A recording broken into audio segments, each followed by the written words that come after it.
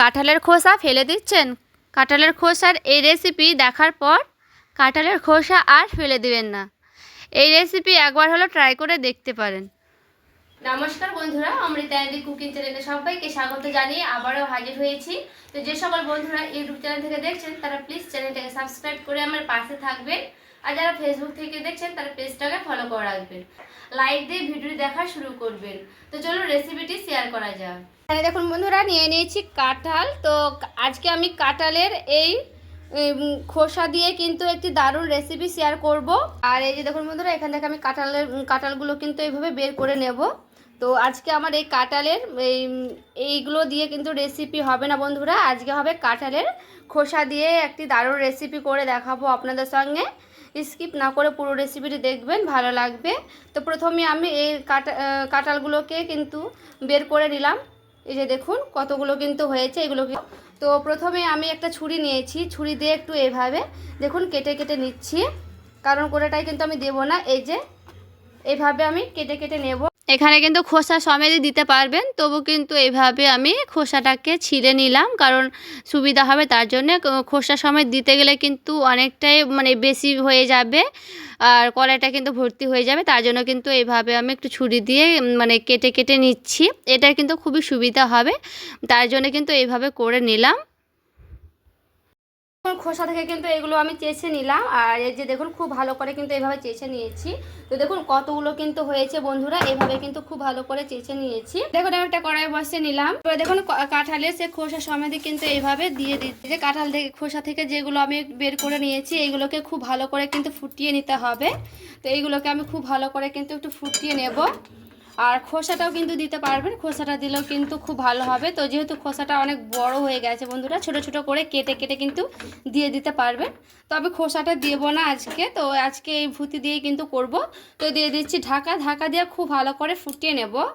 আর এখানে দেখুন খুব ভালো করে ফুটিয়ে নিয়েছে, একটু ভালো করে কিন্তু ফুটিয়ে নিতে হবে। তো এখানে কিন্তু আমি একটু সামান্য করে দিয়ে দিচ্ছি লবণ, লবণটা একটু করে দিতে হবে। তো দেখুন এখানে আমি লবণটা দিয়ে দিলাম। লবণটা দিয়ে খুব ভালো করে একটু এভাবে নাড়াচাড়া করে নিচ্ছি। একটু ভালো করে কিন্তু ফুটিয়ে খুব সুন্দর করে কিন্তু এখানে আমি ফুটিয়ে নেব। আমি দিয়ে দিচ্ছি ঢাকা। এরপর দেখুন খুব ভালো করে কিন্তু ফুটিয়ে নিয়েছি। এটাকে কিন্তু খুব ভালো করে ফুটিয়ে নিতে হবে বন্ধুরা। তো এটা কিন্তু আমার পুরোপুরিভাবে ফুটানো হয়ে গেছে। তো এবার ঠান্ডা করে নেব এগুলোকে। এখন একটা আমি ফুটো ঝাঁঝরি নিয়েছি, আর এখানে একটা বাটি নিয়েছি। এরপরে এইগুলোকে খুব ভালো করে ছেঁকে নেব। তো দেখুন এইভাবে আমি ছেঁকে নিচ্ছি। দেখুন এইভাবে কিন্তু একটু ভালো করে কিন্তু ছেঁকে নিতে হবে। দেখুন খুব ভালো করে কিন্তু আমি ছেঁকে নিয়েছি। আর দেখুন কতগুলো কিন্তু জলগুলো আছে। তো এইভাবে একটু ভালো করে আবার আমি ছেঁকে নিচ্ছি।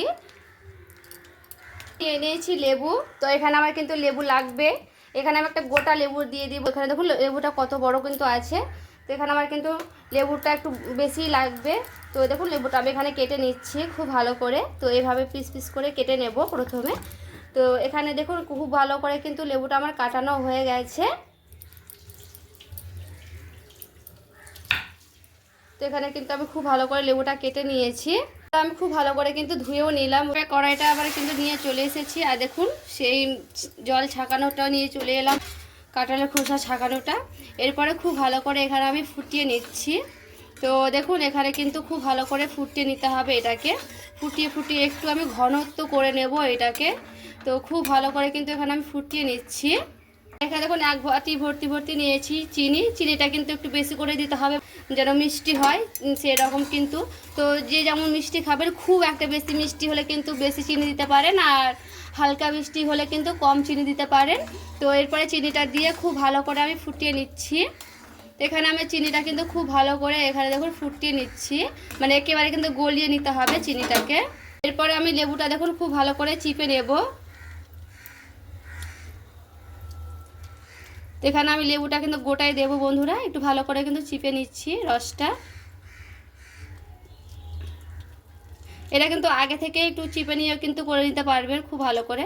তো আমি এইভাবে কিন্তু চিপে দিয়ে দিচ্ছি লেবুটাকে। দেখুন এখানে আমি কিন্তু গোটাই লেবু চিপে আমি দিয়ে দিলাম। এরপরে লেবুটা দিয়েও খুব ভালো করে দেখুন নাড়াচাড়া করে নিচ্ছি। আর এখানে দেখুন কতটা ঘনত্বটা চলে এসেছে বন্ধুরা, এরকম কিন্তু আরও আমি ঘনত্ব করে নেব। আর কালারটা দেখুন কতটা চেঞ্জ হয়ে এসেছে, এবার দেখে কিন্তু বুঝতে পারছেন। তো এখানে একটা লেবুর বীজ পড়ে গেছে, তো আমি কিন্তু এইভাবে লেবুর বীজটাকে উঠিয়েও নিচ্ছি। দেখুন, তো উঠিয়ে নিয়ে ফেলে দেব।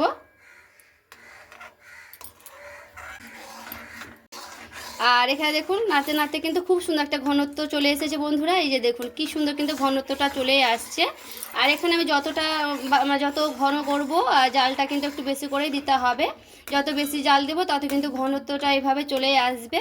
তো এখানে আমি একটু ফুড কালার দেবো, কালারের জন্য ফুড কালার দিয়ে দিচ্ছি। এখানে আপনারা চাইলে যে কোনো কালার কিন্তু দিয়ে দিতে পারেন। তো এখানে আমি মানে হালকা অরেঞ্জ কালারটাই দিলাম, ফুড কালারটা। তো ফুড কালারটা দিয়ে খুব ভালো করে একটু নাড়াচাড়া করে নিচ্ছি, কারণ এখানে কিন্তু অন্য কালারও দেওয়া যায়, লাল কিংবা যে কোনো কালার, ফুড কালার থাকলে কিন্তু দিয়ে দিতে পারেন। আমার হাতের কাছে অরেঞ্জ কালারটা ছিল, তার জন্য কিন্তু আমি অরেঞ্জ কালারটাই দিলাম। তো এইভাবে কালারটা দিয়েও খুব ভালো করে এইভাবে আমি মিশিয়ে নিচ্ছি। আর এইভাবে দেখুন মেশাতে মেশাতে খুব সুন্দর কিন্তু একেবারে ঘনত্বটা চলে এসেছে বন্ধুরা। তো এইভাবে কিন্তু আরও আমি 2-3 মিনিট একটু ফুটিয়ে নেব। আর দেখুন কি সুন্দর লাগছে, একেবারে কিন্তু দেখতেও সুন্দর লাগছে কালারটা দিয়ে।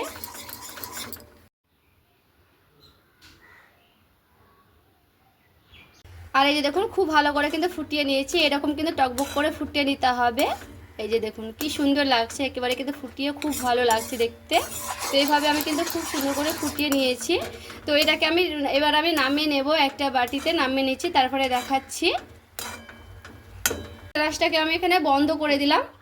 এই যে দেখুন বন্ধুরা, আমি একটা বাটিতে ঢেলে নিলাম। এখানে আমি বাটিতে ঢেলে নিয়ে ঠান্ডা করে নেব প্রথমে। আর এখানে দেখুন আমি হালকা করে ঠান্ডা করে নিয়েছি। এরপরে একটা বোতল এখানে নিয়েছি, মানে কৌটো নিয়েছি। তো কৌটোতে আমি এভাবে ঢেলে নিচ্ছি। তো কৌটোটা আমি কিন্তু ঢেলে নিলাম বন্ধুরা। আর দেখুন মুখটাও লাগিয়ে নিলাম খুব সুন্দর করে। তো এটাকে আমি কিন্তু ফ্রিজে রেখে দিতে পারবো। নর্মাল ফ্রিজে রেখে দিয়ে কিন্তু অনেক দিন ধরে সংরক্ষণ করতে পারা যাবে। তো আমি দেখুন দেখাচ্ছি, একটা বাটিতেও ঢেলে নিলাম এখানে। তো আর দেখুন দেখতে কতটা সুন্দর লাগছে, একেবারে কিন্তু লোভনীয় হয়েছে। আর এগুলো কিন্তু ব্রেড মাখিয়ে নিয়ে তাহলে কিন্তু খেতে পারবেন। তো ব্রেডের ওপরে মাখিয়ে নিয়ে খুব সুন্দর করে কিন্তু মানে খাওয়া যাবে। তো বন্ধুরা আজকের আমার এই জ্যামের রেসিপিটি কেমন লেগেছে অবশ্যই আমাকে কমেন্ট করে জানাবেন। আজকের রেসিপি ভালো লেগে থাকলে বন্ধুদের সঙ্গে শেয়ার করে দিবেন। সবাই ভালো থাকবেন, সুস্থ থাকবেন। দেখা হচ্ছে আরও একটি রেসিপির সঙ্গে।